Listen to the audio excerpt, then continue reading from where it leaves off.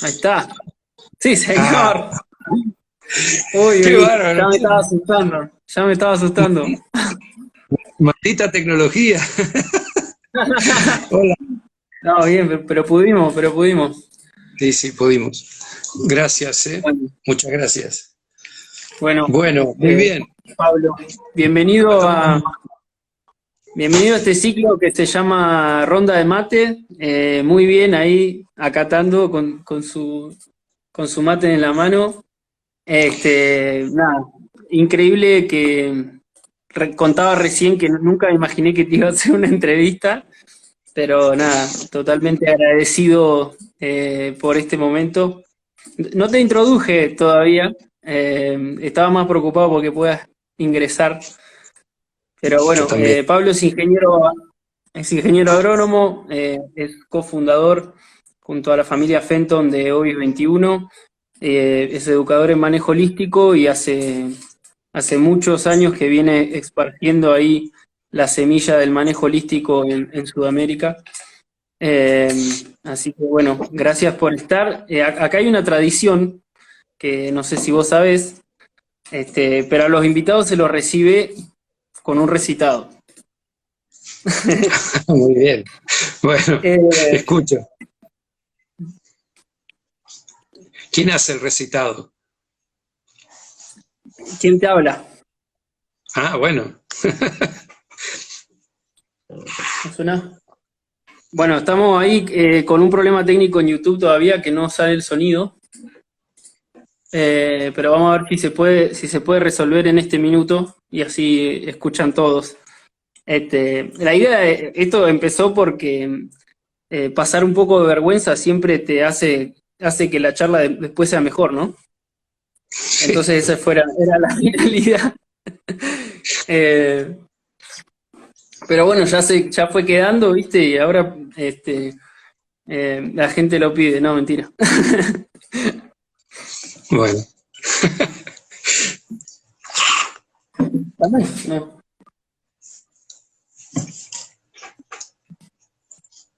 A ver si aparece. Está el video en YouTube, pero todavía no aparece el audio, parece. Y hay varias personas mirándolo por ahí y queremos asegurarnos de que lo puedan escuchar.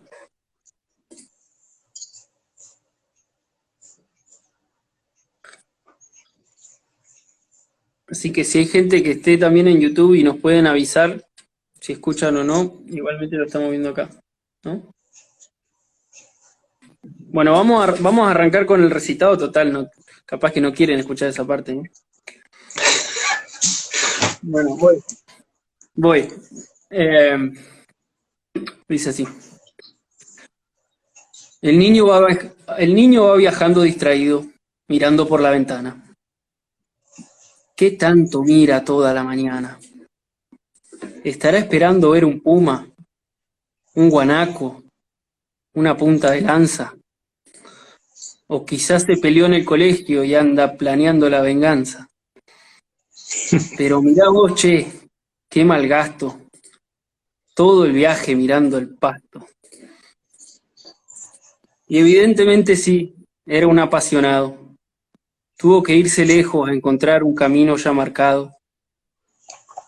Pero volvió a la Patagonia sabiendo que no había sendero, así que ahí nomás tuvo que preparar el apero.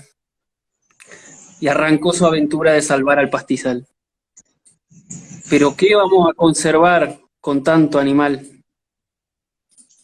Parecía que el desierto era el único destino, hasta que apareció el descorchador que abrió el vino y mojó las hojas de la receta, y sonrió, aliviada, la poa en la meseta. El jovencito de 50 entendió el mensaje, tocaba emprender un nuevo viaje, pero esta vez su pregunta encontró respuesta, y en la película suena la canción, y ahí está Pablo en la ventana, mirando los brotes de la regeneración. Qué lindo. ¿Me Gracias. Muchas gracias por eso. Muy lindo. escuchaste bien? Sí, sí, perfecto. Perfecto. Generalmente lo hacemos. Estamos con problemas en ¿Eh? YouTube, estamos con problemas en YouTube, parece, Sí. pero Se escuchó muy bien, gracias. Gracias. Muy lindo. Bueno, esto tratamos de hacerlo gracioso, pero no sé si salió tan así. Eh, bueno, hijo, No, no, eh, por lo menos no ¿eh? hiciste ninguna, por lo menos no hiciste ninguna alusión a los efectos que tiene eso sobre mi manera de conducir en la ruta. Estaba Te amagué esperando, nomás. estaba esperando que digas que miraba los pastos mientras manejaba. Pero bueno, no, salió bastante prudente. Vamos a hablar Para de mí, eso hoy. también, para mí también es muy raro y también insospechado este momento, hijo, así que de los dos lados. Pero dale. Bueno, bueno, vamos a alargar. Eh, ¿Estamos lejos de que eso funcione? Vamos a armar un nuevo link ahí en YouTube para la gente que estaba esperando. Pero bueno, si te parece, vamos arrancando, hijo. Eh, bueno, recuerdo que en uno de los tantos cursos en los que estábamos ahí, un día llegó Miguel Berreta, que probablemente esté por acá porque no se pierde la ronda de mate, y llegó te acordarás, llegó con un recorte de La Nación del año 94, que decía, preocupa la desertificación en Patagonia. Y era un Pablo Borelli con bastante más pelo y mucho más joven. Este, Vos estabas preocupado hace mucho tiempo por la desertificación y sin embargo el manejo holístico cayó casi 15 años más tarde de esa nota. ¿Qué pasó? ¿Qué pasó en el medio? Bueno, no, digamos, yo, criado en Río Gallegos, digamos, de una familia de campo, aunque, digamos, mi mamá se casó con un médico, así que yo fui un pueblero, pero todos mis primos con campo y todo, crecí en contacto con el campo y decidí estudiar agronomía porque tenía una vocación de hacer algo en la parte productiva, digamos. Y por allá por el 78, cuando cursé ecología, tuve un profesor que me impactó notablemente, fue una persona muy especial en esa carrera, y me tiró el primer paper de range management, de manejo de pastizales, estoy hablando del 78, y ya ese verano, cuando volví, y ya me había leído unos cuantos papers después de eso, cuando llegué en el verano a Río Gallegos y empecé a entender el paisaje que estaba mirando, me quería morir. Digamos, cuando pude descifrar lo que estaba viendo, que antes era normal, cuando entendí lo que estaba pasando, dije, bueno, esto es lo que yo quiero hacer, digamos, voy a tratar de hacer algo con este problema porque esto va a ser tremendo. Así que de ahí fui autodidacta, empecé a leer todo lo que encontré y ya en el 81 estaba trabajando en la provincia y formé un grupo de investigación que tenía el pomposo nombre de Grupo de Investigación en Pastizales Animales y Producción Animal. Y empezamos a estudiar, pero claro, la escuela lo que yo leía era la escuela clásica, digamos, yo no tuve acceso a otras lecturas, yo me iba a Balcarce, esto es pre-Google, me iba a Balcarce en el verano y me pasaba por la biblioteca y me fotocopiaba todos los papers del Journal de Range Management o, digamos, cosas clásicas. Entonces, la pasión y el compromiso con la desertificación estuvo desde el año 78, cuando empecé a entenderla. Ahora, del 78 al 2008, son un montón de años, bueno, estuvimos aplicando la receta tradicional. Y yo, a decir verdad, para el 2008 ya tenía la sensación de que no íbamos a encontrar una solución al problema, digamos. La desertificación venía ganando por 10-0, digamos. Éramos Haití contra Argentina, ¿no? Era una goleada terrible porque no habíamos hecho lo mejor, habíamos invertido los años jóvenes, los años de digamos, de toda la energía, toda la ilusión de decir vamos a hacer una contribución fundamental para este problema, y resultó ser que en el 2008 estábamos peor que en el punto de partida. Y bueno, y llevábamos ya 18 años trabajando con productores, es decir, no era que nos habíamos quedado en una cosa teórica. Digamos, yo en el 90 me puse a trabajar en la actividad privada por 3 años y hacíamos, relevábamos y planificábamos 400.000 hectáreas por año, junto con mi socio Pablo Pérez. Entonces, realmente era mucho campo todos los años, ustedes lo habrán sufrido del otro lado, muchos días de no estar en casa, pero lo peor era que llegó el 2008, o sea, estábamos ya Ovis creado en el 2003, 5 años trabajando con muchos de los productores que habían trabajado con nosotros en los 90, y realmente si uno miraba estaban igual o peor que en los 90, con lo cual claramente la sensación era que habíamos fracasado, digamos, que habíamos invertido un enorme esfuerzo en la dirección incorrecta. ¿Y qué pasa, y qué te pasa cuando, qué recuerdo tenés de la primera vez que te sentaste y escuchaste una charla de manejo holístico, donde, o sea, vos ya con 50 años y toda una carrera evaluando pastizales y asesorando, de pronto te dicen todo lo que hiciste o todo lo que estás haciendo está mal?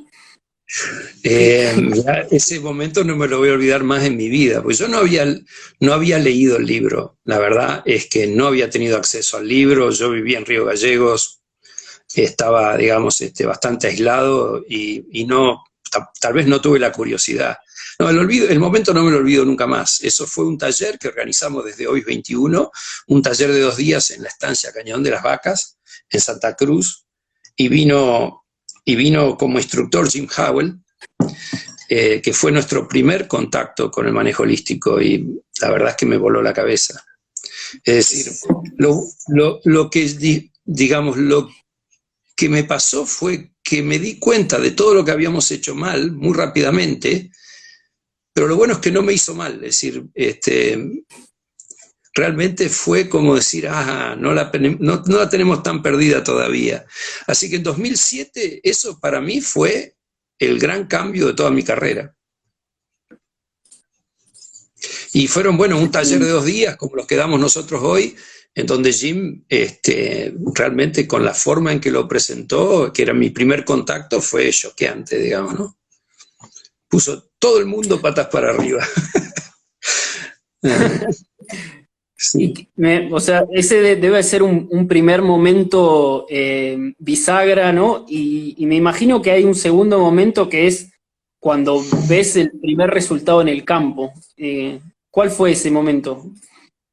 Sí, al año siguiente, mis socios de Montedinero, digamos, con ese coraje y esa mentalidad innovadora que ya lleva 3 generaciones, dijeron que querían empezar. Así que bueno, como ellos tenían un contacto en Australia, decidieron traer a Brian Marshall para hacer ese primer plan holístico.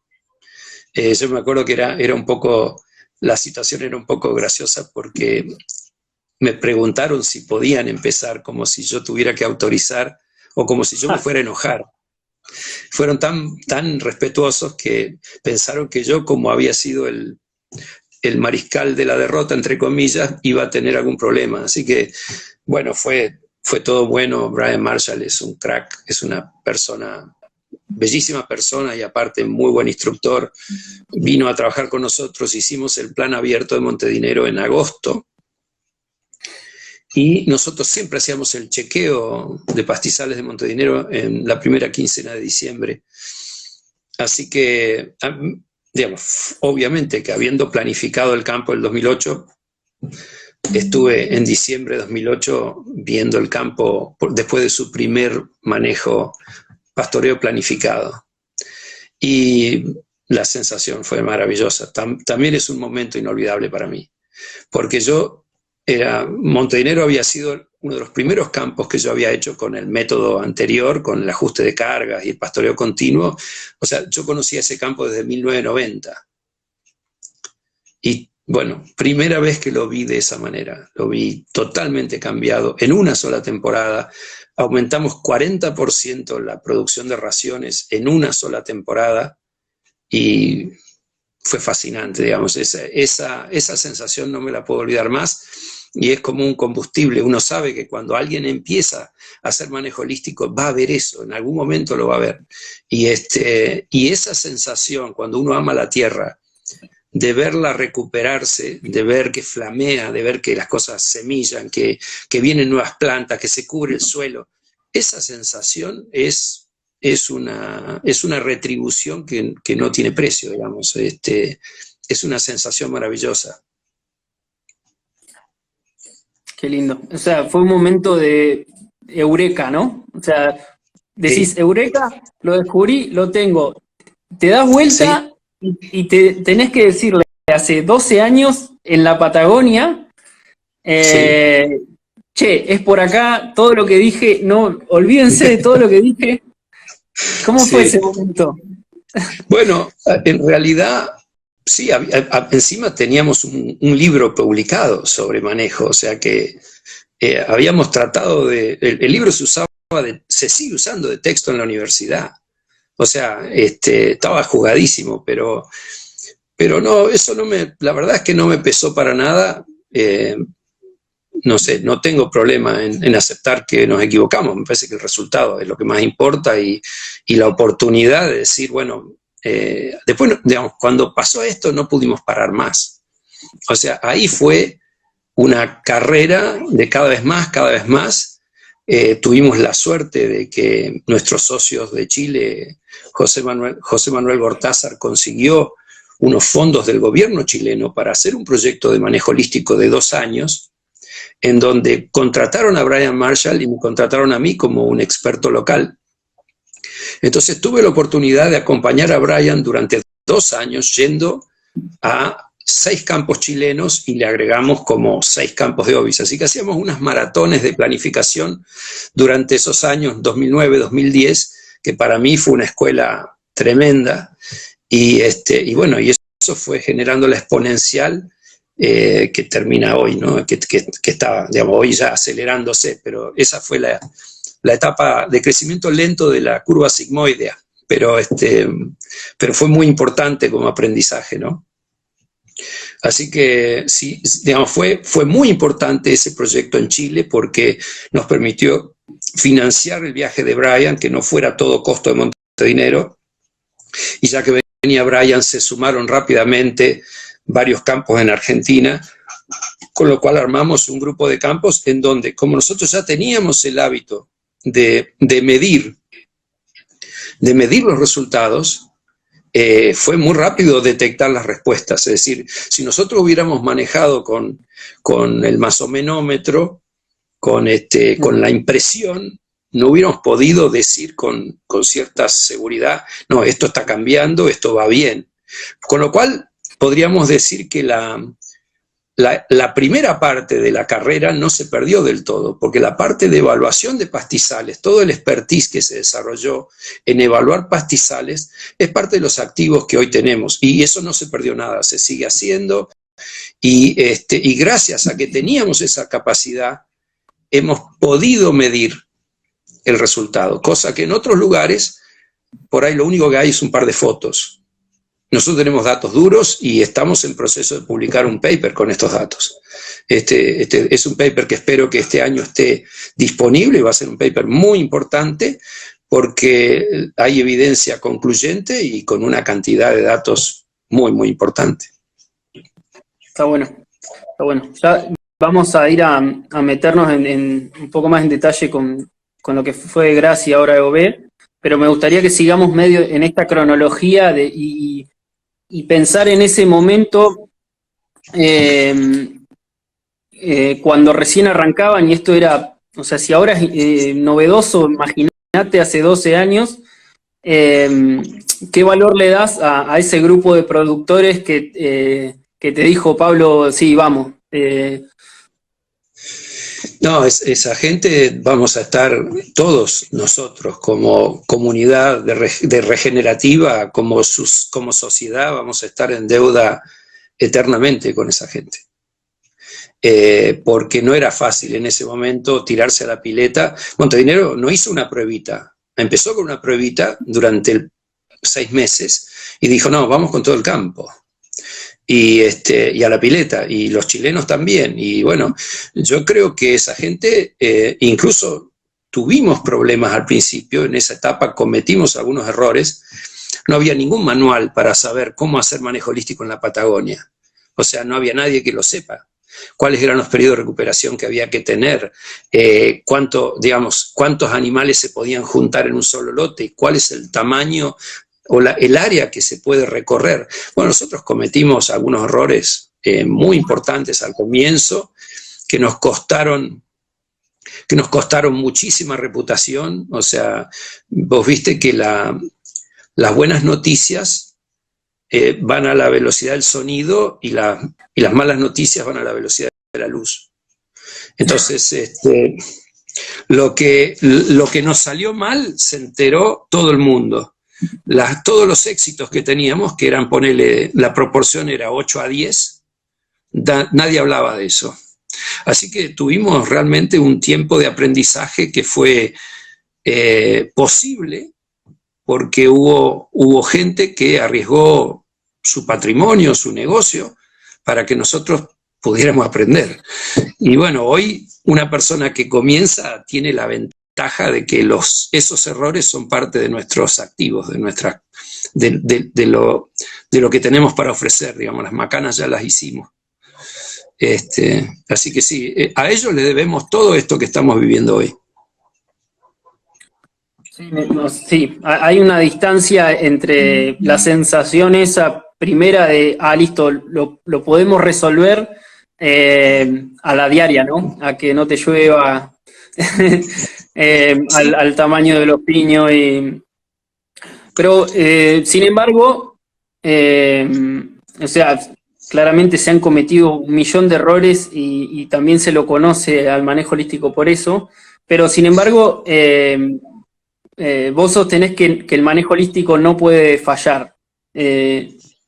¿Cómo es eso? Está bien. Primero diría, no fueron tantos errores. Por ejemplo, en la parte de regeneración, en la parte de regeneración de tierras, nuestro porcentaje de éxito a la larga, y siguiendo con lo que vos acabas de decir, es 100%. O sea, todavía no hemos encontrado un solo campo que no haya mejorado haciendo manejo holístico en términos de índice de salud de pastizales, receptividad, lo que sea.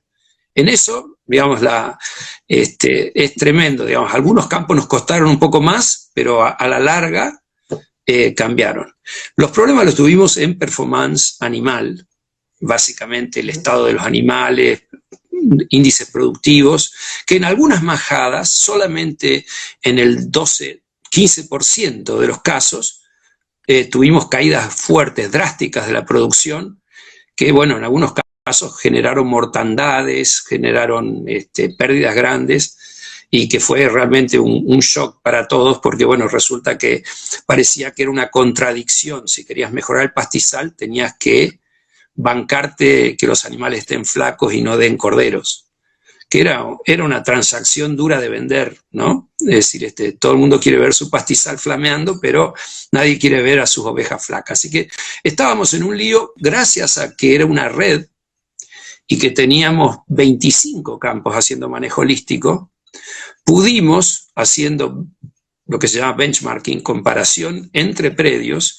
detectar cuáles eran los errores, corregirlos, y hoy te diría que tenemos un nivel de seguridad muy importante. Hemos pasado por sequías largas y vamos bien, estamos teniendo niveles de producción normales o mejores a los históricos, usando manejo holístico. Así que el conflicto entre regenerar la tierra y tener buena producción animal lo tenemos en buena medida resuelto. Así que en lo que dijiste no es una frase mía, eso lo dice Alan Savory. Y él dice, como el manejo holístico se basa en un ciclo de retroalimentación y vos asumís que podés estar equivocado, lo cual implica una actitud humilde frente a lo que estás manejando y una actitud de monitorear, de registrar lo que te va pasando, si vos, por ejemplo, arrancás y no estás logrando el resultado que buscas, monitoreás y los datos del monitoreo te van a decir, no vas bien. Bueno, hay que cambiar algo. Entonces empezás a revisar todas tus decisiones hasta que decís, bueno, si esto debe ser. Corrijo esto y sigo monitoreando. Por ejemplo, tuvimos un campo en Chubut que tardamos casi 6 años en encontrarle la vuelta. Y era el único campo que no regeneraba. De los 25, era el único que no regeneraba, que estaba siempre estático y no veíamos tendencia positiva. Cuando encontramos la vuelta, arrancó y empezó a funcionar bien. Así que sí, si tenemos la paciencia de darle el tiempo, no hay forma de que falle, porque cuando hay alguna decisión que no está bien, tenemos la chance de corregir. Bien. Y con todo este tiempo que pasó y agua que corrió bajo el puente, ¿cómo lidias con los que siguen sosteniendo que rotar animales no genera ninguna diferencia? Mira, ya antes decían que nosotros no teníamos evidencia. Ahora estamos en la situación que los que no tienen evidencia para decir eso son ellos. Es decir, los datos nuestros dicen claramente que es totalmente distinto hacer una cosa que la otra. O sea, no es lo mismo, pero bueno, de todas maneras es normal que haya gente que no crea en que esto funciona, que tenga sus dudas o que esté muy tranquila con lo que hace. Nosotros no podemos obligar a nadie a hacer otra cosa, así que de a poco irán cambiando. Lo que sí vemos es que la mayoría de la gente que está haciendo el manejo tradicional en Patagonia va lentamente hacia atrás, digamos, van retrocediendo, van de a poco cada vez más chicos, cada vez menos campo, cada vez menos producción. Es decir, que no es que el manejo holístico está entre un ramillete de opciones y son todas buenas y a todos les va bien. En realidad, hasta ahora, nosotros vemos una diferencia importante en cómo les va a los que hacen manejo holístico comparado con los que hacen manejo tradicional.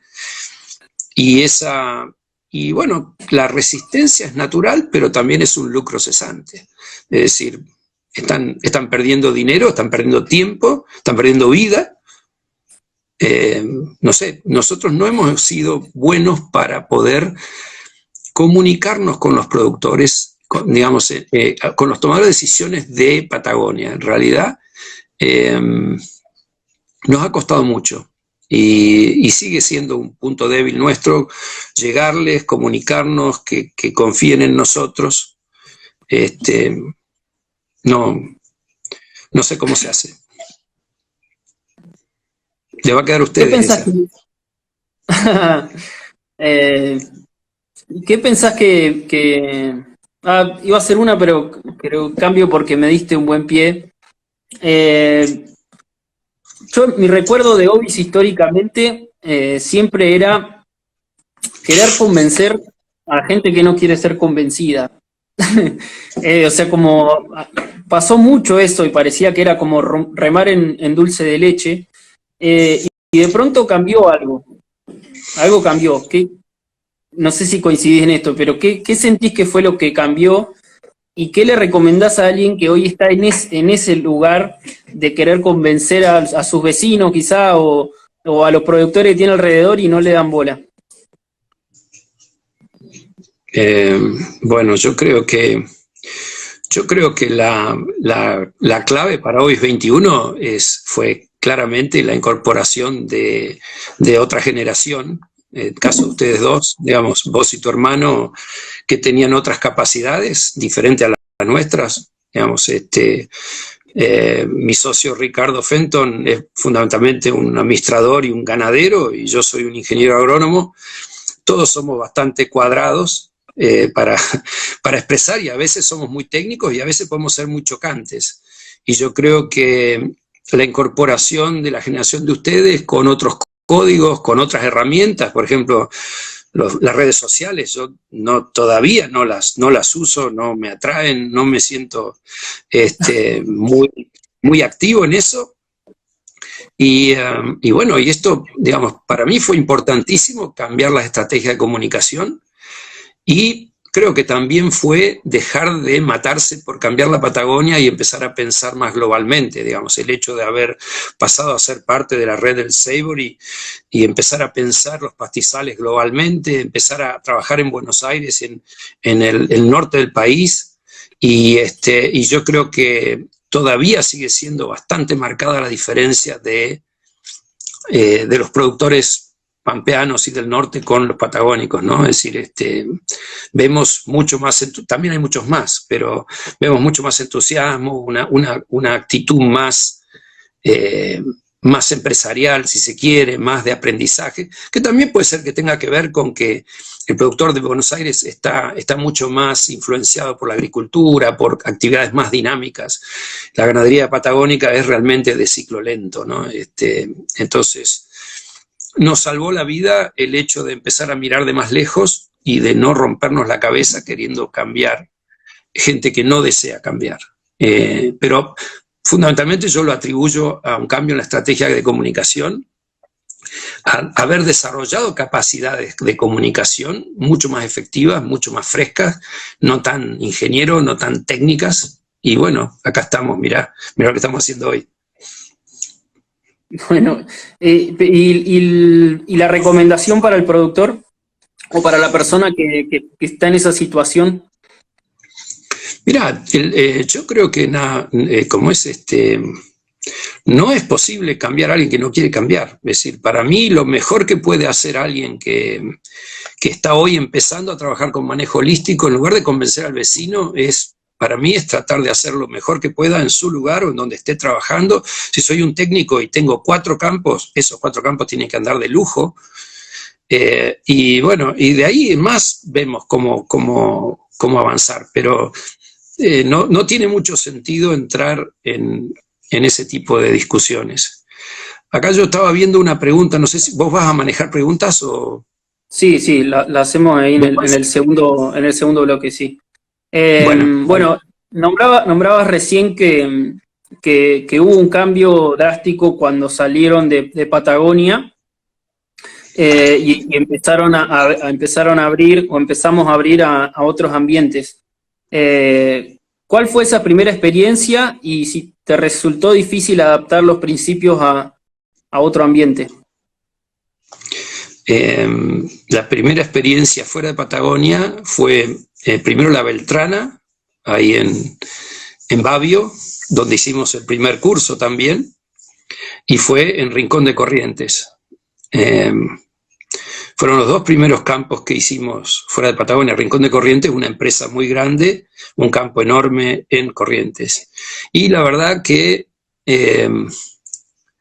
digamos, puede ser por la experiencia previa, pero yo diría 90% es los principios del manejo holístico y los conceptos de Alan Savory son tan acertados, tan precisos, que no me costó mucho decodificar lo que estaba pasando en esos campos, aunque no había estado ahí nunca trabajando. Es decir, yo lo atribuyo a que si sabes manejo holístico, deberías poder entender cualquier pastizal, cualquier pastura, cualquier situación, cualquier ecosistema, digamos. Por supuesto que lleva tiempo, y igual tuvimos que hacer nuestro aprendizaje, ¿no? Por ejemplo, encontrar cuáles son los tiempos de recuperación que están mejor, y varios detalles de manejo, cómo manejar los partos en vacas. Yo no había trabajado, pero bueno, como el manejo holístico también tiene un mecanismo que permite capturar el conocimiento local, incluso el conocimiento no científico, digamos, la práctica que tiene el hombre de campo, el gaucho, digamos. Cuando vos en el proceso estás incorporando los saberes locales, también es cierto que vos podés aplicar el ayuda a memoria, digamos, el proceso de planificación, pero los contenidos vienen del lugar, ¿no? Es decir, uno aporta algunas cosas, pero en realidad es el productor también el que va aportando cosas. Con lo cual, la verdad es que viniendo de Patagonia, tuve la sensación de que todo era bastante más fácil. Es decir, tuve como una sensación de alivio, digamos, de decir, planificás que algo va a descansar y cuando volvés creció. Es maravilloso. Digamos, digamos, los procesos son tan espectaculares en lugares más húmedos que son también bastante más evidentes, ¿no? En algunos campos de Patagonia, sobre todo en las zonas más áridas, es como que vos diste un descanso largo a un campo y cuando vas con el productor tenés que explicárselo porque él no lo ve. A veces son tan sutiles las diferencias que, bueno, es decir, es modesto el premio. Claro. Bueno, hago un pequeño aviso. Ahí está corregido el tema del audio en YouTube. Hay un nuevo link que lo pueden encontrar en la bio de escuela para los que estén escuchando desde ahí. Bueno, nosotros siempre oímos que, o sea, lo que destacan los productores de manejo holístico, cada uno desde su lugar, alguno te puede decir que le genera orden a la hora de trabajar, otro dice que es una herramienta fantástica para regenerar. ¿Qué es lo que vos crees que es lo más distintivo y lo que vos más destacás del manejo holístico? Mira, yo creo que lo que hace al manejo holístico único, incomparable, es el tema de cambiar la forma de tomar decisiones, digamos, ponerse un poquito más arriba de a dónde mando las vacas, a qué potrero van las vacas hoy o por cuántos días, digamos, salgamos de eso primero, entendamos un poco más la complejidad que tienen los sistemas ganaderos y esa mirada holística que te ayuda a tomar mejores decisiones ya es una enorme diferencia. Y creo que eso es el primer paso. Lo segundo es que al estar los procedimientos de planificación, al estar pautados con una guía, hace que sean muy replicables. Es decir, vos podés repetir el proceso, no te olvidas de nada, manejás la complejidad. Cuando alguien lo quiere hacer de memoria, bueno, acá vamos primero, después vamos allá, seguro te olvidas de algo, seguro que hay un detalle importante que no tuviste en cuenta. Es decir, yo me siento muy seguro aplicando manejo holístico porque los pasos están pautados y sé que si los sigo bien, no me voy a olvidar de nada y voy a llegar con un mejor plan que si yo arranco por el final y digo, bueno, a ver, estamos acá, mañana vamos allá y lleno la planilla solamente con los movimientos de los animales, que hay mucha gente que termina haciendo eso o repitiendo el plan del año pasado. No, digamos, no creo que sea la mejor manera. Te diría, primero la toma de decisiones, que es única. Segundo, que los procedimientos de planificación están muy bien diseñados, la planilla es una genialidad. Y esas dos cosas, y el proceso de hacer el plan con la gente sentado en la cocina o en la oficina del campo y yendo paso por paso y la oportunidad de conversar, los procesos de aprendizaje que se generan, tanto para los dueños, para el personal, para todos, porque hemos todos aprendido en eso, yo creo que eso no tiene precio. No se compara. Después sí, o sea, el manejo holístico produce un nivel de regeneración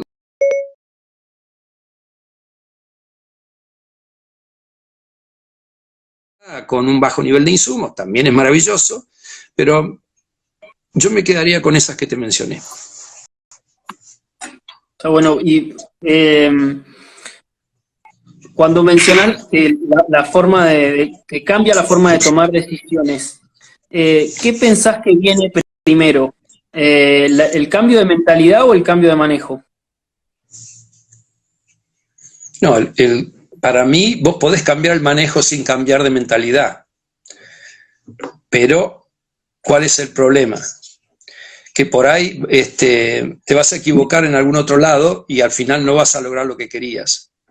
Es decir, ¿por qué Alan Savory llega a hablar de manejo holístico y no de método Savory como empezó? Es decir, se llamaba método Savory Grazing Method, y era un método de pastoreo, pero ¿qué le pasaba? Que no podía lograr resultados consistentes, porque había tipos que manejaban bien el pasto, pero eran horribles manejando las finanzas y se fundían igual, o había gente que no tenía un rumbo, entonces por un lado manejaba bien el pasto y después venía atrás arando y sembrando verdeos, entonces venía desarmando lo que armaba por otro lado, porque no tenían un rumbo claro. Entonces él, a través de esa etapa en donde empezó por un método de pastoreo y llegó a la conclusión de que no alcanzaba con un método de pastoreo y lo lleva a ese otro nivel, ahí encontró la clave de todo. Entonces yo me quedo con eso. Claro, nos han dicho incontables veces, che, ¿por qué no simplifican esto y lo masifican más rápido? Si no la complejizan tanto, es probable que esto escale más rápido, que está dentro de nuestro contexto, ¿no? ¿Qué opinas de la gente que te llega? O sea, te debe pasar todo el tiempo, pero ¿qué contestás a esa propuesta? No, bueno, hay gente que le gusta tomar el atajo, ¿viste? Pero en el fondo siguen pensando linealmente, es decir, siguen tomando decisiones reduccionistas y por ahí les va re bien, por ahí es lo único que necesitan es cambiar su forma de pastorear y ajustando 2 o 3 cosas van a estar bárbaros y se podría simplificar muchísimo. Pero yo creo que eso no está considerando la naturaleza humana, lo complicada que son las relaciones humanas, el tema social, el tema económico, con lo cual creo que esto funciona y creo que es escalable de todas maneras. Sería una sobresimplificación pensar que el único problema es cómo se maneja el pastoreo. Clarito. Bueno, y yo te he escuchado muchas veces decir que esto podría funcionar en una panadería o en una farmacia o en una institución del Estado. ¿Cómo trasladás vos las planificaciones y los principios a tu propia empresa? Bueno, por ejemplo, Hoy 21 como empresa no tiene campo pero nosotros tenemos un contexto, aplicamos las preguntas de testeo cuando hay decisiones estratégicas y hacemos la planificación financiera, que es la que podemos hacer. Y bueno, no hacemos plan de la tierra o plan de pastoreo, pero yo creo que por lo menos la parte de toma de decisiones. A veces sí hacemos plan de pastoreo. Sí, también. A veces hay que hacer plan de pastoreo para no sobrepastorear, para no sobrepastorearse. Pero no, está bien. Pero quiero decir, por supuesto que es una analogía, pero sí, claro que se puede usar. Y de hecho, en Estados Unidos hay un equipo de gente que está aplicando todos los principios de Alan Savory para el manejo de empresas y tienen una consultoría muy exitosa en donde están aplicando hacen analogías con los procesos del ecosistema dentro de la empresa y sacan el índice de salud de la empresa y dan consejos de cómo mejorar el flujo de energía o cómo mejorar el ciclaje de las ideas y, digamos, cosas muy revolucionarias están surgiendo en management, digamos, están surgiendo a partir de las ideas de Alan Savory en manejo holístico. Así que sí, la aplicación de esa parte es para muchísimas actividades. Ni hablar de lo que sería, perdón, una más porque me parece que la dejé picando. Ni hablar de lo que sería si en la definición de políticas públicas se pudiera generar primero un contexto y después tomar decisiones con eso en frente. Bueno, ahí me la dejaste picando. Vos estuviste mucho tiempo en el Estado. ¿Qué enseñanzas te dejó esos años de INTA y de Secretaría de Agricultura? ¿Y qué harías vos hoy si tuvieras que tomar decisiones dentro de un organismo como el INTA? Bueno, primero yo tuve muchos años dentro del Estado, primero en la provincia, después en el INTA, después en Secretaría de Agricultura. La primera cosa que te puedo decir es que si la cabeza decide ir para adelante y mover, el Estado no es distinto que una empresa privada, es decir, vos podés hacer lo que quieras, digamos, no hay esa cosa, bueno, es el Estado, ¿qué querés? No, el Estado no, es la conducción del Estado. El empleado público sigue cuáles son las líneas, cuáles son las pautas culturales que vienen de la cabeza. Es decir, vos podés cambiar la cultura de una organización, sea estatal o privada. Entonces, bueno, yo cuando estuve, bueno, creo que en todos los lugares que estuve nunca actué pensando, bueno, es el Estado, me siento a dormir la siesta, hago lo menos posible y chao. Siempre actué como si fuera mi última batalla. Y pude encontrar resultados en cada una de esas etapas. O sea que si vos ponés un equipo a trabajar comprometido, con una meta clara, con buena comunicación, con un liderazgo democrático y desarrollás a las personas, los resultados vienen inevitablemente. Ahora, que eso contraste con los códigos actuales y que sea, digamos, difícil persistir en una estructura con esa mentalidad, también es cierto, digamos, difícil hoy porque la cultura se instaló en otro lado. Pero no, yo, digamos, estoy en contra de esa creencia de que el Estado es un caso irrecuperable. Yo tengo un enorme respeto por el INTA, me parece que es una institución fantástica, es un lujo que podamos tener una institución así. Siento que hay una enorme pérdida, un lucro cesante gigante por la forma en que hoy se está comportando, digamos, ¿no? Es decir, hace unos años. ¿Cuál sería una política pública o una decisión que tomarías si estuvieras formando parte y te dejaran jugar? Bueno, en primer lugar, yo creo que o sea, aplicaría el manejo holístico, claramente. Así, primero que nada, ¿cuál es el contexto para armar una política? ¿Sí? ¿Quiénes tienen que formar el contexto? Los tomadores de decisiones. Bueno, ¿quiénes son? Y, por ejemplo, si es política agraria, y bueno, tenemos que incluir a los productores, tenemos que incluir a los organismos técnicos, tenemos que incluir a los gobiernos provinciales, o sea, a los involucrados. Definir qué es lo que se quiere primero, sin discutir herramientas, y después, realmente, la política pública tiene que ser para cambiar, no para mantener lo que está. Si no hay una vocación de cambiar nada, el resultado obvio va a ser que nada va a cambiar. Entonces, también es cierto que hay que tener una decisión, porque lamentablemente, por lo menos en nuestra sociedad, cada vez que alguien desde el Estado decide avanzar en un sentido de cambio, genera más rechazo que adhesión. O sea, naturalmente genera mucha prevención. ¿Qué querés hacer? No estoy de acuerdo. Ahora, si vos te mantenés totalmente neutral, te diría, sin ningún tipo de iniciativa, es posible que dures mucho tiempo en el cargo porque nadie va a ir contra tuya. O sea, no hay cargos por omisión, ¿sí? Para nadie. Es decir, nadie paga costo político por omisión. Así que los costos políticos son por acción, y obvio, no cualquier acción es buena, obviamente. Yo puedo iniciar una estrategia totalmente equivocada a contramano de los intereses de la región, pero eso estaría fuera de contexto.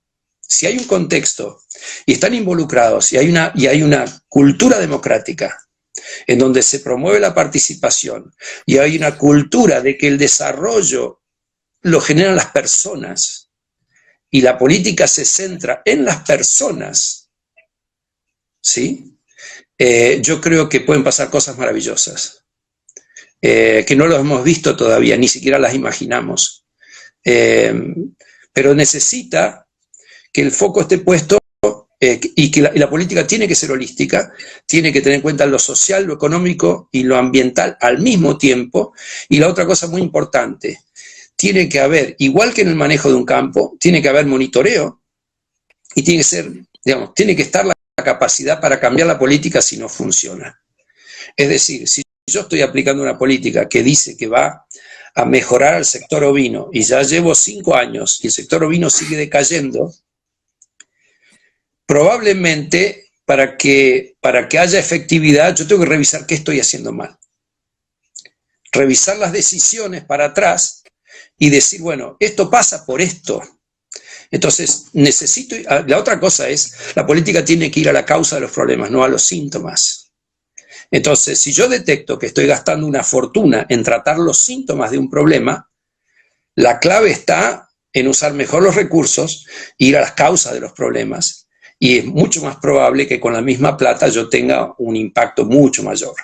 Así que hay principios, sobre todo en el manejo holístico, hay principios muy esclarecedores que trascienden completamente la discusión ideológica, no tienen, o sea, las ideologías, las posiciones muy ideológicas a mí me suenan como formas de reduccionismo también, o de pensamiento lineal. Parece que una mirada holística trasciende las ideologías y piensa más en el contexto y en que no hay económico, lo social y lo ambiental. No hay cualquier modelo de desarrollo que ponga el énfasis en una sola pata y deje las otras afuera, para mí fracasa por definición. Bueno, viejo, nos quedan 2 minutos y se viene el corte y nos volvemos a meter. Esto es un tema de Instagram que corta la hora. Sí. Te voy a hacer una pregunta y me guardo un par para el siguiente bloque. Me guardo un par para el siguiente bloque. Te quiero preguntar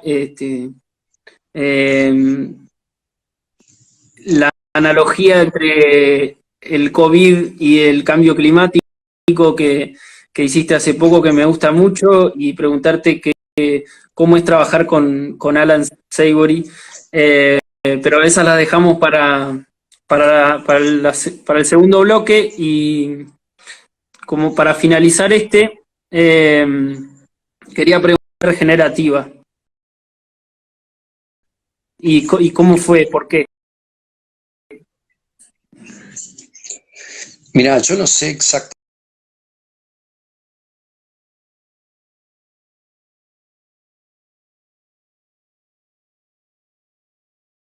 No tengo exactamente la fecha, tiene que haber sido 2017, 2016-17.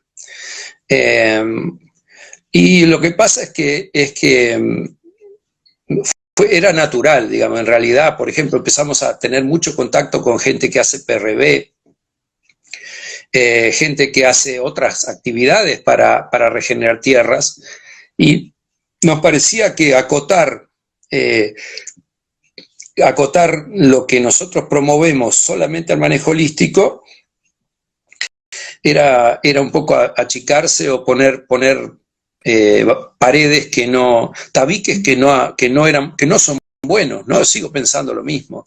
Entonces, qué sé yo, nosotros vemos con mucho agrado cómo el PRB crece en Uruguay, cómo está volviendo en la Argentina después de tener que se lo lleve puesto la soja de alguna manera. Nosotros estamos, y aparte estamos convencidos de que hay fusión. Ahí estamos. Un lujo. Qué bien que salió esto. Canchero. Muy bien, muy bien. Estamos más cancheros acá. Vino Ale a ayudarme. Grande, Ale. Un beso enorme para Ale que se encargó de que esto funcione. Y para Maru de este lado, que está peleándose con YouTube ahí, pero ya estamos en YouTube también. Bueno, estaba cerrando la idea de por qué ganadería regenerativa. Sí, digamos, la tarea que hay es muy grande, es titánica, y a mí me parece que ganadería regenerativa nos cobija a todos y cada uno hace lo mejor que puede. Me parece que es mucho mejor para la causa que los tabiques.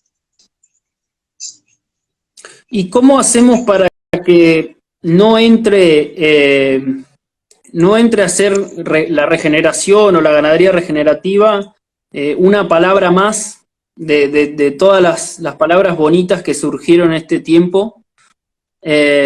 ¿Cómo la cuidamos? Bueno, muy bien. Esa es una buena pregunta. Yo creo que el riesgo de digamos, descafeinar la palabra o quitarle sentido por el uso, sobre todo con el marketing, es tremendo. Y bueno, nosotros en el Instituto Savory estamos trabajando con un mecanismo de verificación que es objetivo, digamos.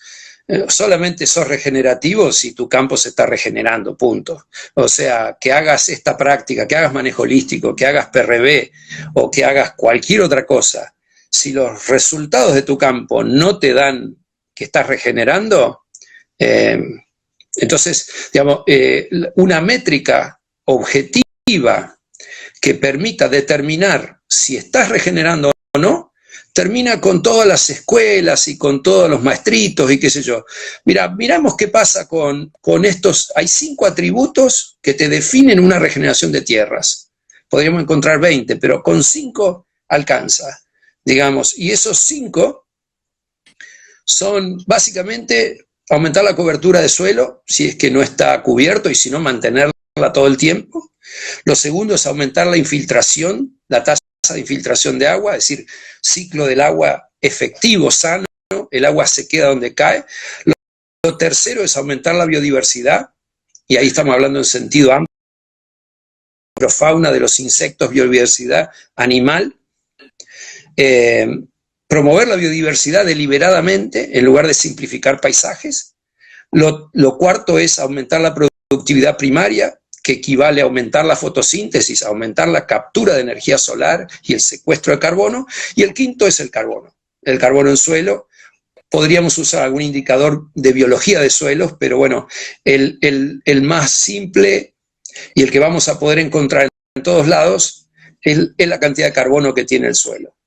Y ganadería regenerativa se equivale al concepto de carbon farming, es decir, de un concepto nuevo de estos tiempos, que es: no soy solamente un productor de terneros, o un productor de novillos, o un productor de lana. Produzco todo eso, pero yo soy un productor de servicios ambientales que tienen un valor para toda la humanidad, no solamente para los consumidores. Y esa idea, cuando nosotros medimos esos resultados ambientales, eso se permite manguear. Los que tienen resultados positivos van para este brete y los que no tienen resultados van para allá. Y no tenés resultados, bueno, puede ser que hagas manejo holístico, pero lo estás haciendo mal, o no te tocó una buena época climática. Entonces, eso quita toda subjetividad con respecto a prácticas, con respecto a insumos, con respecto a títulos.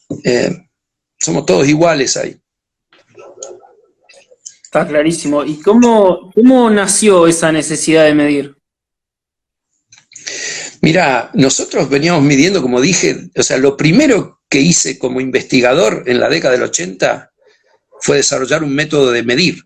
En ese momento era medir para ajustar carga, y era muy limitado lo que hacíamos, pero nosotros, el tema de medir no es una cosa nueva, y OBIS 21, cuando arranca en el 2003, dentro de su paquete tecnológico, era hacer estudios de pastizales para ajustar cargas. O sea que evaluar pastizales ha sido una constante casi desde hace 40 años.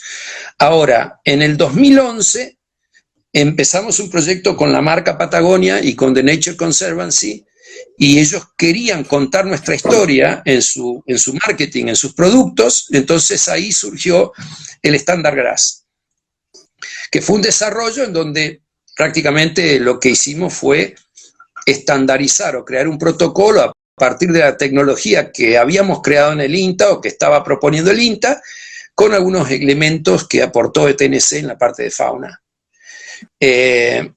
Así que ya en el 2011 empezamos a vender lanas que tenían un sello sustentable en donde estaba certificado el manejo de tierras con el Standard Grass. En el 2015, el Instituto Savory, digamos, nos pide que preparemos una versión mejorada para el Instituto Savory, para toda la red global, y nosotros hicimos ese trabajo con un grupo de gente que tenía muchos años de manejo holístico y con la Universidad de Michigan, y sale el EOB, que es el acrónimo de Ecological Outcome Verification. Así que hicimos ese trabajo de desarrollo, que digamos que seguimos mejorándolo, pero bueno, hoy la versión que está vigente del EOB es una versión bastante mejor que el GRAS original, mucho mejor diría yo, y va mejorando cada vez porque ahora se está aplicando en distintos lugares del mundo, en este momento en 18 hubs en todo el mundo, y ya, bueno, hay unas 600.000 hectáreas bajo EOB en todo, menos Asia, en todos los continentes. Así que con una... ¿Y qué representa en tu vida el EOB? Bueno, hoy tenemos un contrato con el Instituto Savory y yo estoy a cargo lidero, digamos, soy Project Manager y a cargo de aseguramiento de calidad del EOB con un equipo, trabajando en un equipo, digamos, de técnicos argentinos de muy buena calidad. Así que hoy es parte de mi vida cotidiana, digamos, trabajamos entrenando a los hubs del mundo y verificando lo que ellos hacen. Estamos desarrollando junto con el instituto una plataforma digital que va a ser la base de datos de manejo de pastizales más grande del mundo. Entonces, hoy es una cosa muy importante y me da, como que todo este proceso me da una enorme ansiedad por ver los años que vienen, porque yo creo que van a ser fascinantes en términos de, o sea, todo esto, todo el manejo holístico, de alguna manera rejuveneció mi carrera, porque encontré algo que tiene una dinámica, aprendí más en los últimos 10 años que en los primeros 30, pero en esto del EOB, bueno, yo creo que tenemos una oportunidad gigante, creo que se va a convertir en el Golden Seal, digamos, va a ser el método más utilizado para verificar regeneración, porque tiene un equilibrio entre costo y rigurosidad científica que no tienen otras propuestas. ¿Y sentís que un poco comprime toda tu historia profesional? ¿Lo sentís como un compendio de lo que fuiste aprendiendo con los años? Sí, sin duda, esto es como, bueno, es como el fruto, es una planta que da fruto bastante tarde, ¿no? Pero es un fruto de toda una historia, claramente. Y pero lo más interesante es que hoy las ramificaciones de esto y las consecuencias posteriores son realmente, como dicen los ingleses, es un game changer. Es decir, si vos podés medir la regeneración, entonces también podés entrar en un mercado de servicios ambientales. Nosotros, para que la regeneración se vuelva masiva, generalizada, vamos a necesitar que los mercados de servicios ambientales funcionen y que los productores puedan recibir una retribución por hacer su buen trabajo. Entonces, cambia el juego completamente, porque si uno no maneja bien el campo, no va a tener ni secuestro de carbono, ni aumento de la infiltración, ni aumento de la biodiversidad, por ejemplo. Es decir, es imposible hacerlo si no hacemos las cosas bien. Entonces, si podemos alinear incentivos como esos con el buen trabajo, bueno, pensamos que esto va a crecer exponencialmente. Si no logramos hacer esa conexión, el crecimiento igual va a existir, pero va a ser más lento y no sería difícil pronosticar que vamos a llegar tarde. Está clarísimo. Creo que finalmente tenés algo que puede asociar, aunque sea de una manera tácita, a los productores regenerativos, ¿no? Esa es como la forma en que lo veo.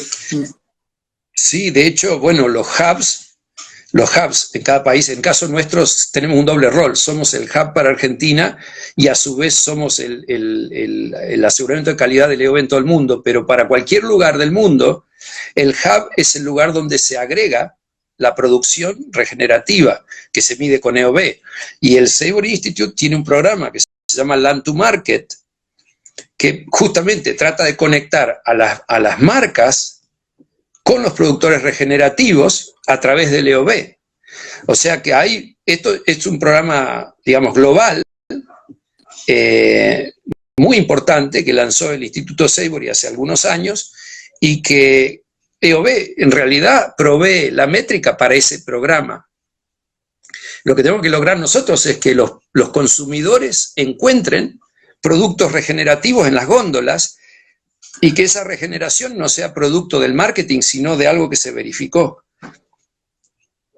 Así que nosotros somos parte o sea, proveemos servicios para el Land to Market, o para cualquier, digamos, el Land to Market es un programa global, pero también programas locales que quieran comercializar productos con una verificación de la regeneración. Bien. ¿Viste esos jugadores que los convocan por primera vez a la selección y de pronto no lo pueden creer, están ahí entrenando con Messi?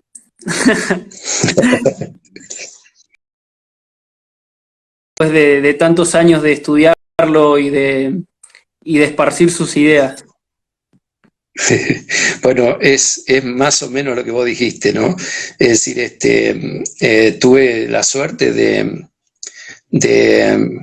verlo varias veces, de conocerlo mucho más a él y a Jody, y realmente es un privilegio, digamos, algo que voy a llevar de por vida, digamos, como un regalo, haberlo conocido, haber tenido charlas con él, haber ido a pescar con él, no me lo voy a olvidar más. Y, o sea, conocerlo como persona, conocer y respetar el trabajo de toda su vida, y sobre todo, digamos, la admiración que me despierta lo que hizo, digamos. Yo creo que nos salvó la carrera, digamos, a varios, y creo que cambió completamente la mirada de lo que es la ganadería, digamos. Digamos, la deuda con Alan Savory va a ser eterna, y el privilegio de haberlo conocido, una cosa que me llevo para siempre. Muy bien. Bueno, te voy a picar un poquito, porque venís venís medio inmune. Vos sabés que hay mucha gente que hoy en día está metida en ganadería regenerativa como productores, que dan charlas, que dan capacitaciones y que son multiplicadores, ¿no? Sí. Pero creo que es una situación distinta cuando sos productor y tu sustento viene de la producción, que cuando las capacitaciones y el asesoramiento son el único sustento de un emprendimiento, ¿no? ¿Cómo te llevas con esa dualidad de, por un lado, querer que esto se esparza y se multiplique lo más rápido posible, y a la vez tener que pagar sueldos a fin de mes? Bueno, eso en realidad creo que nunca le prestamos demasiada atención, digamos. Obis 21 fue una non-profit, de hecho, durante 14 años, digamos, o 15 años. El año pasado fue la primera vez que tuvo una pequeña ganancia, con lo cual nos pasamos muchísimos años trabajando solo para pagar los sueldos y sufriendo para pagar los sueldos. Creo que si hubiéramos sido una empresa común, hubiéramos cerrado, digamos. Yo no sé cuánta gente invierte 16 años a pérdida, y por supuesto, autoponiéndonos salarios por debajo del mercado.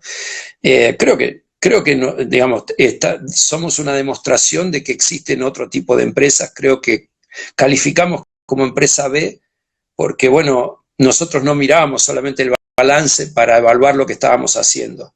y había otras cosas que estaban entrando en la ecuación y nosotros teníamos la sensación de que esa tarea de ser gérmenes de cambio y de promover cambio, promover regeneración, había que seguirlo, no importaba el resultado. Tampoco me voy a poner en víctima de, hemos vivido 16 años con una empresa privada en la Argentina sin tener ningún tipo de apoyo, así que no es poco lo que se logró, digamos, no quiero, vivimos, no nos faltó nada, pero quiero decirte, visto como empresa, bueno, nosotros al banco le llevábamos el balance de Ovis y nos decían, a ustedes no le podemos prestar nada.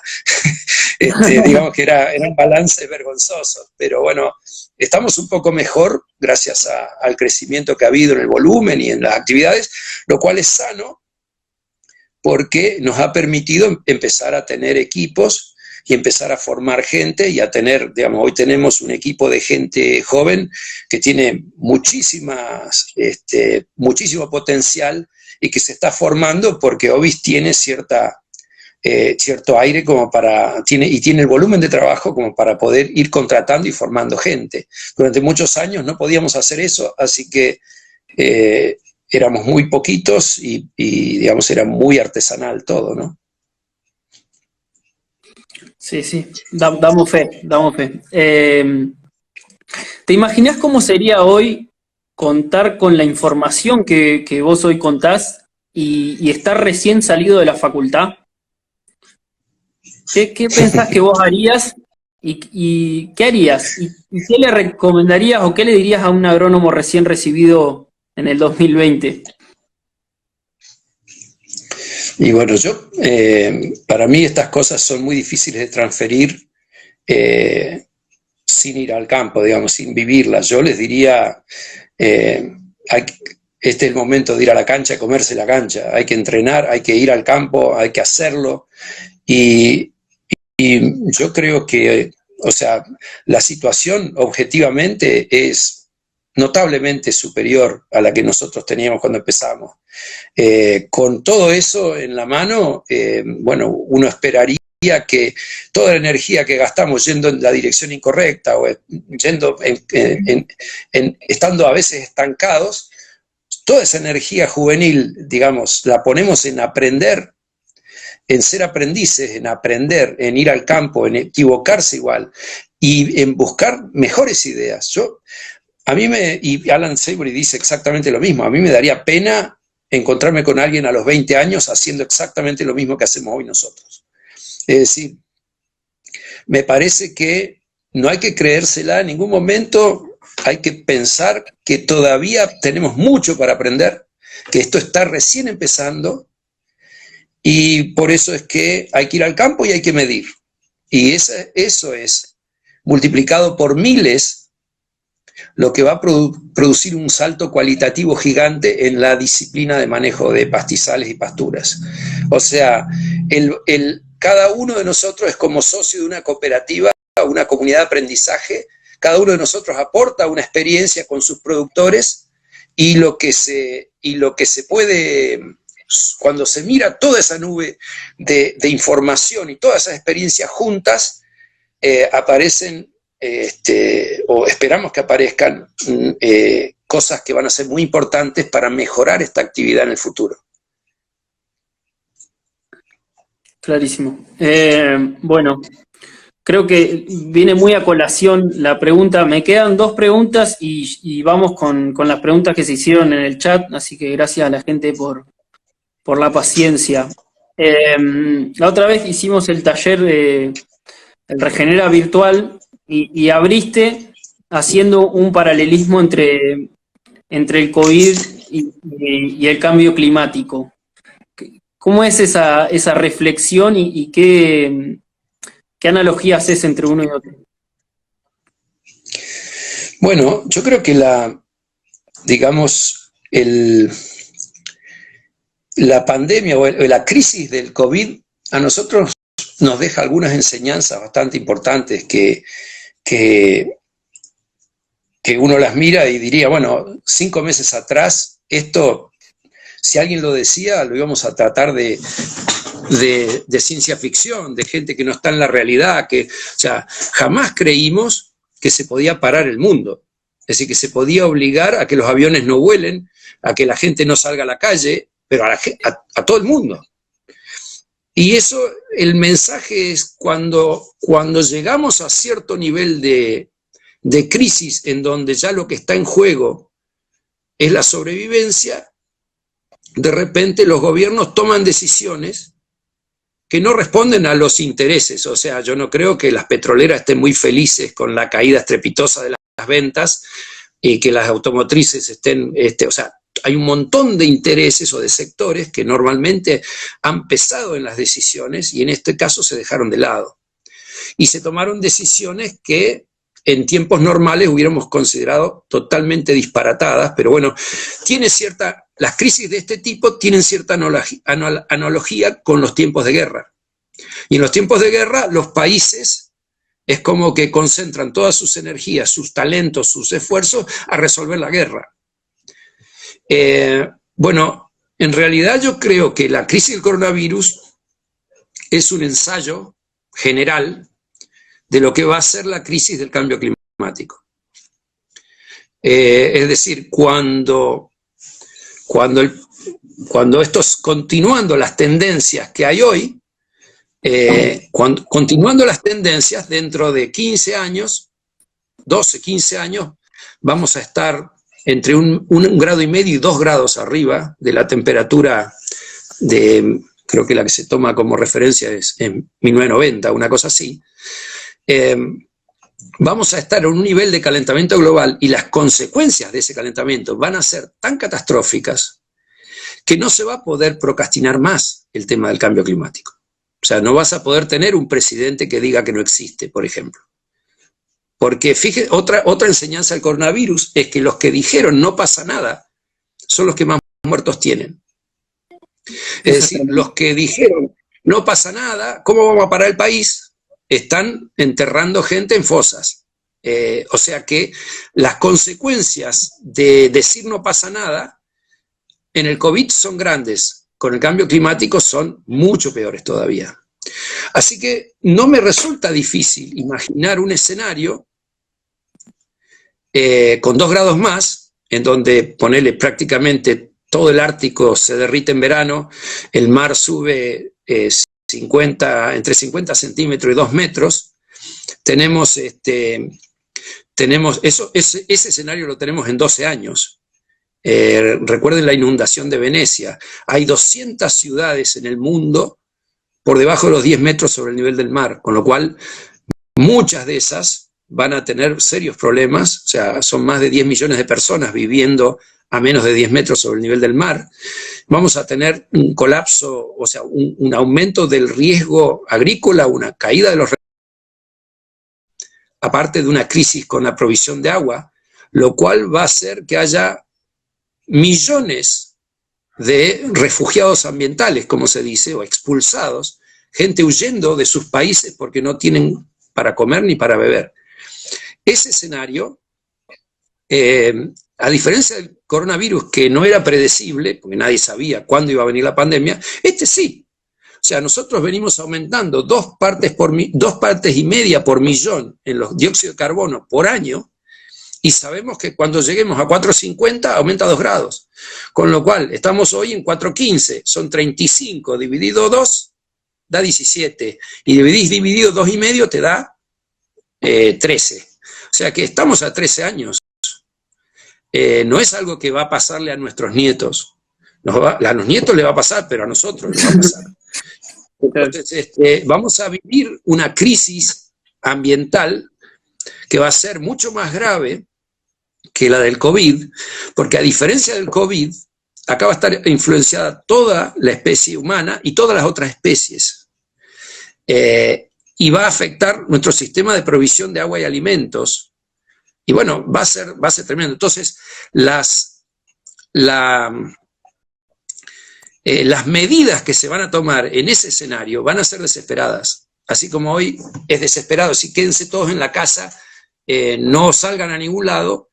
Bueno, yo creo que en ese escenario de crisis ambiental van a pasar muchas cosas. Y uno, bueno, puede hacer ciencia ficción, nadie lo puede aseverar, pero si yo llegué al punto en donde no puedo emitir más, y llega al punto en donde si no secuestro carbono, ni siquiera puedo sacar lo que se acumuló, ¿cuáles son las medidas que ustedes piensan que vamos a tener? Yo puedo imaginar algunas. Por ejemplo, no se me ocurre que cualquier vehículo que no sea eléctrico no lo van a dejar circular, a menos que no haya forma de reemplazarlo. Es decir, solamente se podrán mover con petróleo camiones, aviones, cosas que no se pueden mover con energía eléctrica o solar o lo que sea. Es decir, vamos a tener serio control de cuánta energía gastan los ciudadanos. No vamos a poder estar con el calefactor prendido y la ventana abierta como estamos en Patagonia normalmente. Va a haber un montón de restricciones que van a afectar la forma de vida tal como ahora, pero más grave. Y también para salir del escopo pastoril, de agroforestería, de agroecología, y vamos a estar hablando de ganadería regenerativa. Es decir, lo que estamos viendo ahora, esto de repente va a tener que ser la norma, porque va a ser inadmisible emitir 30 kilos de dióxido de carbono para tener 1 kilo de carne. 4 toneladas de 4 kilos de carbono por 1 kilo de hamburguesa de soja. Es decir, va a ser inadmisible que para comer nosotros tengamos huella de carbono positiva. Así que yo esto lo imagino como un ejercicio de visión. Ojalá uno pudiera tener una visión colectiva de que esto va a ser una gran ventaja de Argentina en 10 años. Que nosotros tendríamos que ser los líderes en esto, los sudamericanos. La oportunidad es gigante. Y la otra cosa es, si aprendemos a hacer esto bien, vamos a estar en el lugar donde hay que estar, digamos, como esos que están en la puerta del subte con el paraguas el día de lluvia, digamos. Nosotros tenemos que tener ese ejercicio. A mí me gusta el ejemplo futbolero, ¿no? Del goleador con olfato que pica sin la pelota, digamos. ¿Por qué se largó a correr si la pelota no estaba? Porque sabía que se le iban a tirar. Entonces, quedarnos parados viendo la película es terrible. Y aparte, como ciudadanos, realmente me parece una actitud deplorable.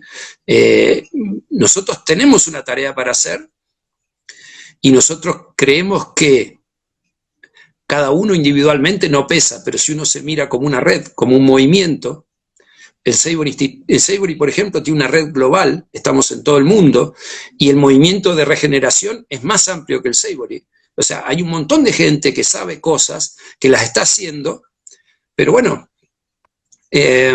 para mí, todo lo que estamos haciendo ahora es prepararnos y tratar de alcanzar una masa crítica antes que sea la crisis para poder capturar las oportunidades que va a haber y para proveer, o sea, más allá de estar especulando con beneficios, es proveer un aporte a la solución.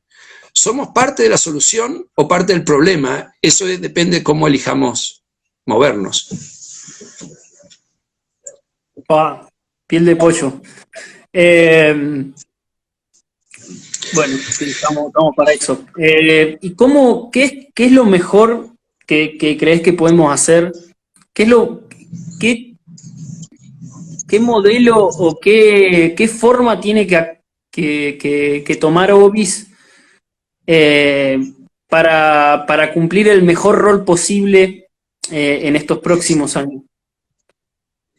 No, yo creo que en estos próximos años toda la tarea consiste en desarrollar recursos, en desarrollar capacidades. Nosotros tenemos que formar una cantidad importante de productores y técnicos que dominen esto y que sigan aprendiendo, que lo hagan cada vez mejor. Y tenemos que, desde el Savory, lograr de armar ese canal de comercialización de servicios ambientales para empezar a financiar los cambios. A financiar los cambios. Digamos, y obviamente yo no creo que haya, digamos, sería ideal que las políticas públicas ya empezaran a actuar en este sentido. Nosotros aquí en Chubut tuvimos una muy buena experiencia el año pasado con el programa Chubut Regenera. Lamentablemente el financiamiento se cortó y todavía no llegó, entonces es como un amague, pero es un antecedente muy importante de que una provincia decidió tener por primera vez en la historia una política pública de regeneración de tierras. Y yo creo que hasta que no haya una acción conjunta, privado-pública, donde pongamos todos los recursos, pongamos todos los recursos juntos, las chances son bajas, digamos, cada uno hará lo que tenga que hacer, pero en el fondo lo que va a lograr el resultado, yo creo que se va a lograr, es inducir a que las políticas públicas vayan en ese sentido y que haya recursos, o si no son del gobierno, sean del mercado, que permitan financiar las transiciones, porque hay productores que quisieran hacer un manejo regenerativo, pero no tienen infraestructura, no tienen agua, no tienen alambres, no tienen acceso a la capacitación.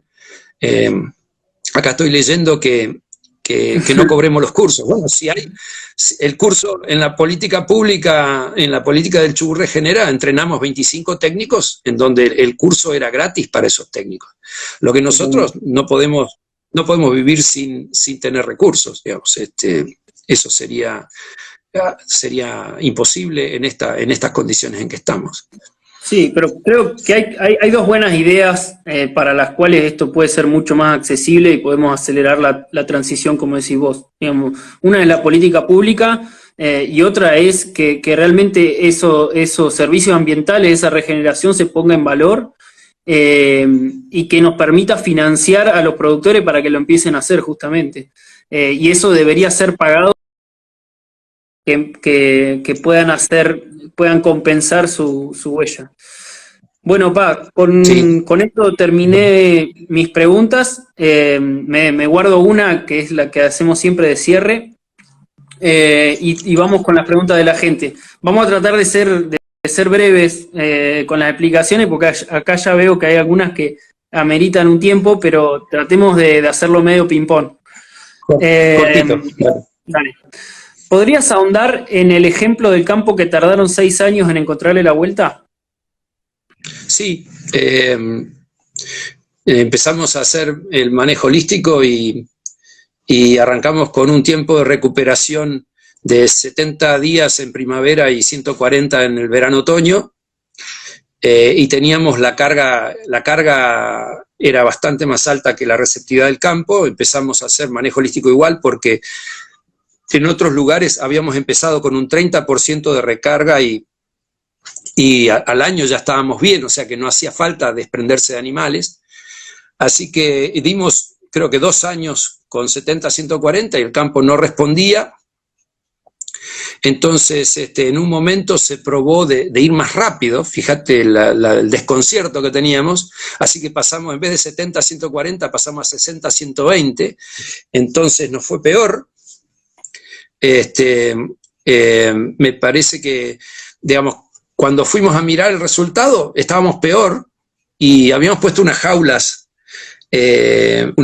para excluir el ganado, para ver qué pasaba. En las jaulas el pasto rebalsaba y afuera estaba todo pelado, entonces era obvio que estábamos errándole, así que cambiamos el tiempo de recuperación a 180 días, que era pasar una sola vez en toda la estación de crecimiento, y ahí parecía que empezaba a mejorar, pero no terminaba de levantar. Entonces le dijimos al productor: tenés que ajustar la carga, que era lo que odiábamos decir, porque es lo que habíamos hecho durante 30 años, así que le dijimos: me parece que no despega este avión si no lo alivianás un poco. Bajó la carga y en 2 años el avión despegó. Ese campo pasó de un índice de salud de pastizales de menos 40, lo cual equivale, para los que no conocen el índice de salud de pastizales, a un desastre, a más 17. Una locura. Pero no levantó hasta que no hicimos las dos cosas: encontrar el tiempo de recuperación y encontrar la carga a la cual ese campo levantaba. Bueno, un buen ejemplo de que no hay dogmas en esto, ¿no? Si hay que bajar la carga, se baja y punto. ¿Los costos en el comienzo es una contra? son una contra? Bueno, hay que ver. Nosotros insistimos en que, por lo menos en la parte de infraestructura, siempre la recomendación es no invertir de entrada, tratar de arrancar con lo que uno tiene, usar, salvo que no le dé el agua, pero si el agua es suficiente, usamos los potreros que hay. Es decir, no es la idea en el manejo holístico empezar con una inversión en infraestructura, para nada. Es decir, empezamos con lo que hay. Y la idea es que el aumento de margen o las ganancias que genera el aumento de carga, normalmente, sean los que paguen el desarrollo de la infraestructura, con lo cual el capital inicial es la capacitación o la asistencia técnica, en principio, ¿no? Es decir, es bastante difícil arrancar, qué sé yo, bajándose el libro de Amazon y leyéndolo, digamos, o tenés que hacer el curso, o tenés que llamar a alguien que haya hecho el curso que te dé una mano. Ese es el costo inicial. Para productores pequeños puede ser un costo alto, y por eso es que también vemos necesario que haya mecanismos de financiación. Pero para productores, digamos, ya de un tamaño mediano, es una inversión que se paga sola, digamos, se llega a pagar, se paga sin problemas el alambre.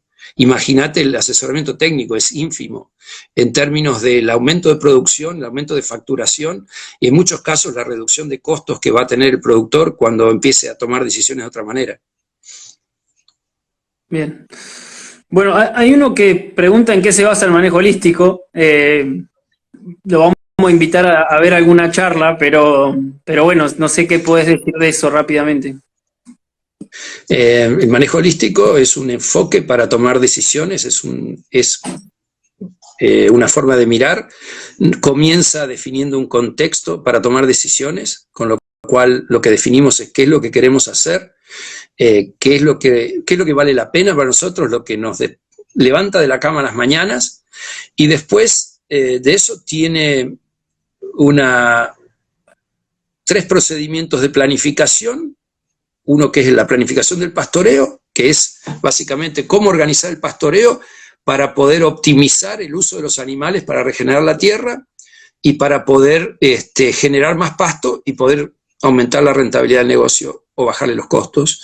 Y tiene el plan de la tierra, que es cómo desarrollamos la infraestructura para asegurarnos que estamos sanos financieramente y que el entusiasmo no nos lleve a ahogarnos. Nosotros le llamamos muerte por entusiasmo, digamos. Hay gente que se fascina tanto con los resultados que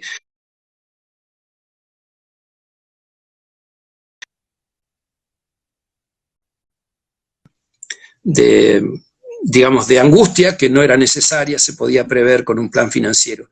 Y después tiene un sistema de monitoreo y control, en el cual, para la parte de pastizal, ese es el EOB, pero monitoreamos los animales, monitoreamos las finanzas, monitoreamos también cómo estamos personas.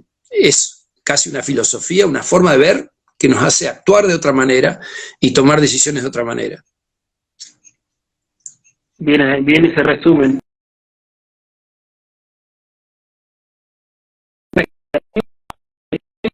La que conocemos. Se cortó un poco, Juan. ¿Puedes repetir? Sí. ¿Es posible la agricultura regenerativa y sería muy distinta de la que hoy conocemos? Por supuesto que es posible, y yo te diría que es una necesidad. Es decir, es una necesidad, no es un lujo que nos vamos a dar o una exquisitez. La ganadería regenerativa, por supuesto que es posible y se diferencia completamente del modelo industrial que tenemos hoy. Es decir, el modelo industrial de agricultura, que ha sido muy exitoso, es un modelo sumamente exitoso, tiene problemas serios y a medida que nos acerquemos a la crisis del cambio climático, esos problemas van a ser, te diría, prohibitivos. Es decir, tenemos que ir hacia una agricultura que produzca alimentos sin hacerlo a costa del ambiente y sin hacerlo a costa de la vida del campo, digamos, sin llevarse puesta a las personas. Y esa es una agricultura completamente distinta. Hay gente, no es mi especialidad, pero hay gente que está haciendo cultivo agroecológico con muy buenos resultados. Hoy ya, antes, y no hay datos, era una forma de tirar la pelota afuera. Hoy hay datos de agroecología y es un enfoque distinto, aunque sean cultivos anuales, ¿sí? Más allá de eso, o más profundo que eso, yo creo que la agricultura, la forma que producimos alimentos, tiene que ir tendiendo a una agricultura de perennes, y en eso dependemos de, bueno, otra mirada, ¿no? De cómo hacemos la producción de alimentos, pero me excede digamos, excede totalmente mi capacidad esa pregunta. Bien. La respuesta rápida, sí. Mirá qué pegada que viene esta. ¿Es imprescindible el herbívoro en la regeneración? Sí. El herbívoro es imprescindible, incluso en sistemas agrícolas. O sea, si yo quiero que un suelo agrícola mantenga su fertilidad, su vitalidad, tiene que tener, en algún momento tiene que pasar por los animales. Que esto los viejos lo sabían, porque antes, digamos, antes era una buena práctica agrícola hacer rotaciones y tener una etapa de formación de fertilidad que se hacía con praderas, con alfalfa, para ir a una etapa de consumo de la fertilidad que eran los cultivos. La agricultura permanente llegó cuando de la mano de la siembra directa y de los paquetes de químicos que permitían volver a sembrar el mismo cuadro durante muchos años. Nosotros no vemos que ese modelo sea sustentable, y de hecho la forma en que los suelos se deterioran es muy notable, no solo en contenido de carbono, sino también en la biología del suelo, ¿no? Y la pérdida de estructura, la pérdida de propiedades hídricas, la pérdida de la fertilidad. Así que, ni hablar. Los herbívoros son parte necesaria del sistema. ¿Cómo ves la comunicación de esta forma de producir hacia la sociedad, hacia el consumidor? Bueno, creo que todavía tenemos mucho que hacer y mucho que aprender. Me parece que la comunicación, digamos, por las redes y todo el trabajo que la escuela de regeneración que vos estás haciendo con la escuela está muy bien. Yo creo que esto va a tener que llegar a ser masivo en algún momento. Todavía no veo que haya interés en los grandes medios ni en los centros de decisión, pero está comenzando a pasar, digamos, va lentamente, pero ya vemos que, por ejemplo, el año pasado y este año nos invitaron a hacer presentaciones en reuniones de CREA, en APA, en APRESID, o sea que estamos comunicando con los colegas, con los productores. Yo creo que esto tiene que ir escalando exponencialmente, y creo que en esto cada uno también tiene que ser un portador, digamos. Esto me parece que la tarea de comunicar la necesidad y la oportunidad de la regeneración es una tarea de absolutamente todos. ¿Te imaginás un escenario de gente yéndose de la ciudad de vuelta al campo? A partir de todo lo que está pasando. Sí, aparte me encanta ese escenario, que es lo que Darren Doherty llama los regrarians. La gente, los regrarians, digamos, los que vuelven a ser agrarios, fueron agrarios, se fueron a la ciudad y tienen una vida bastante gris y sin propósito. Y yo creo que no se puede volver al campo para el mismo modelo que fracasó. Es decir, no es posible eso. De hecho, en Santa Cruz hay 8 millones de hectáreas que se abandonaron en 1991 con el volcán Hudson, y la mayoría de esos campos no volvió nadie. Es decir, es imposible volver al modelo que se fue. El concepto de regeneración no puede aplicarse sin personas en el campo. Y no puede aplicarse con personas que les da lo mismo una cosa que otra. Tiene que ser gente apasionada, con propósito, y que saben por qué razón están ahí. Y que saben que lo que están haciendo es importante y sienten orgullo sobre sus productos, sobre lo que están haciendo, y vuelven al campo como un medio de vida sano para sus hijos. O sea, estamos pensando en que los jóvenes decidan volver porque, digamos, han adoptado una causa que vale la pena, y esa causa se sirve desde la tierra. entonces hay que volver a la tierra, pero vivir de otra manera, todo el proceso, volver de alguna manera al espíritu de los pioneros, de los pobladores, digamos, de la gente que llegó a fines del siglo XIX a la Patagonia con nada, y formaron poblaciones y pueblos, y bueno, eso tenemos que volver a ese espíritu. Todo empieza en las personas, esto no es posible sin gente, por eso es que todo el proceso de capacitación, de educación, de comunicación es tan importante. Muy bien, bueno, y con esas palabras cerramos la ronda de chat, y quería que vayamos un minuto a lo que nos acontece ahora.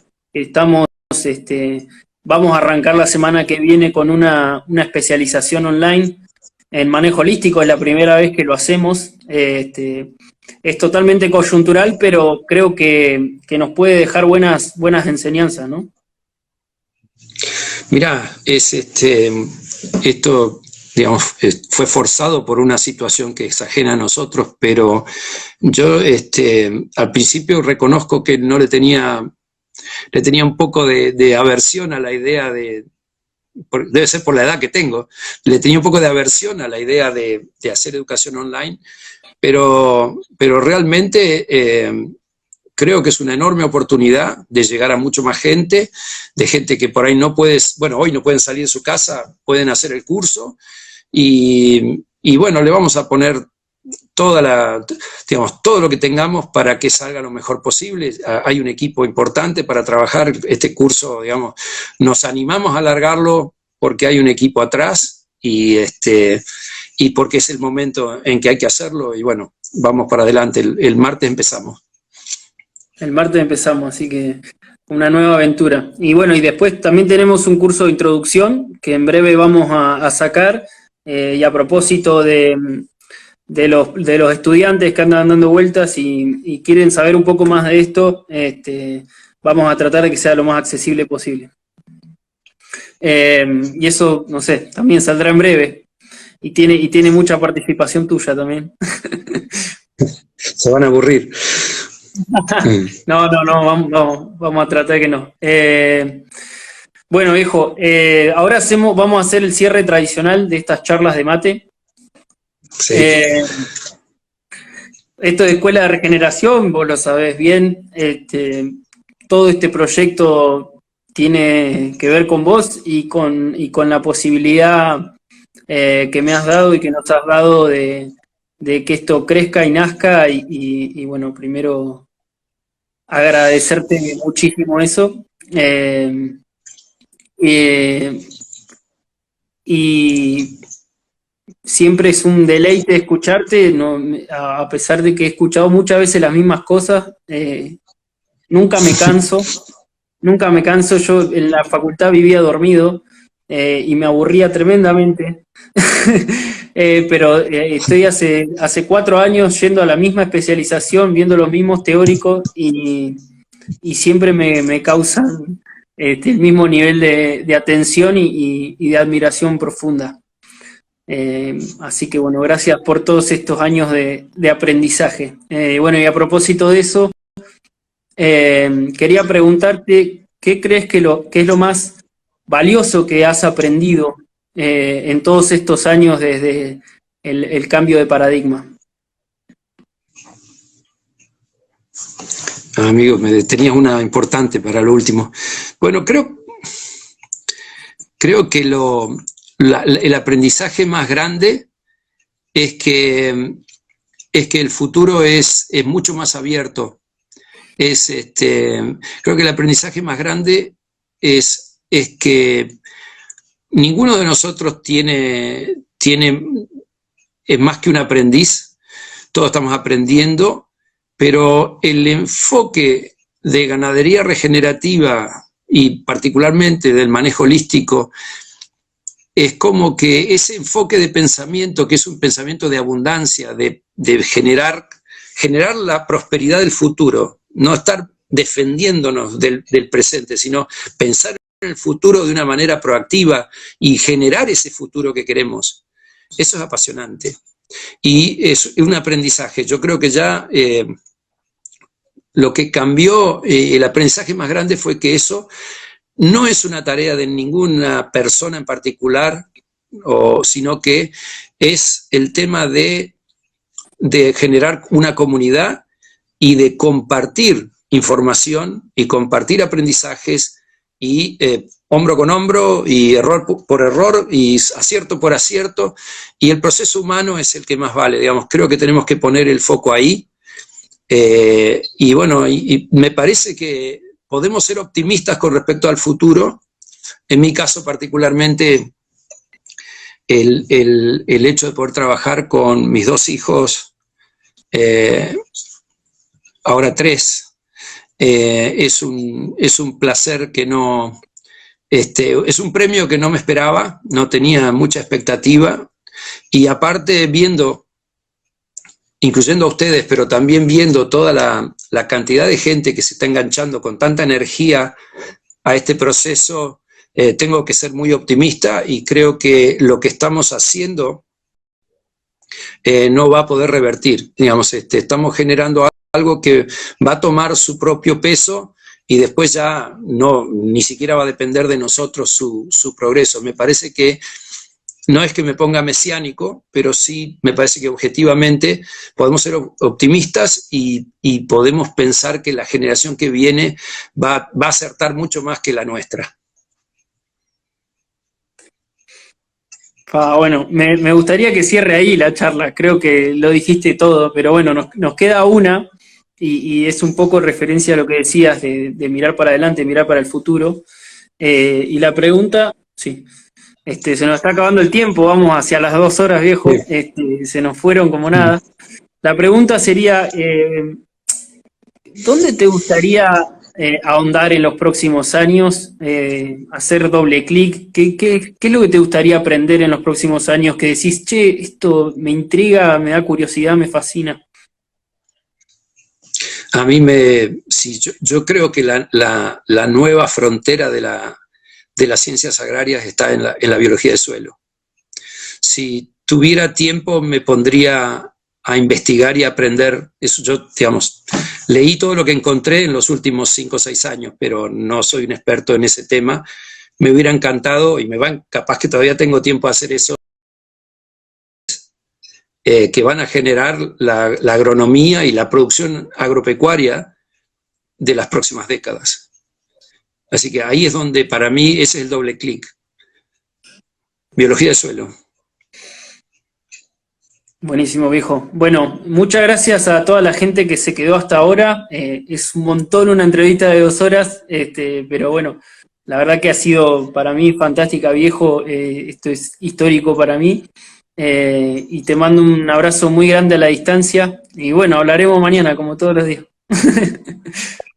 Bueno, te felicito. La verdad que fue un muy buen reportaje. Gracias a todos.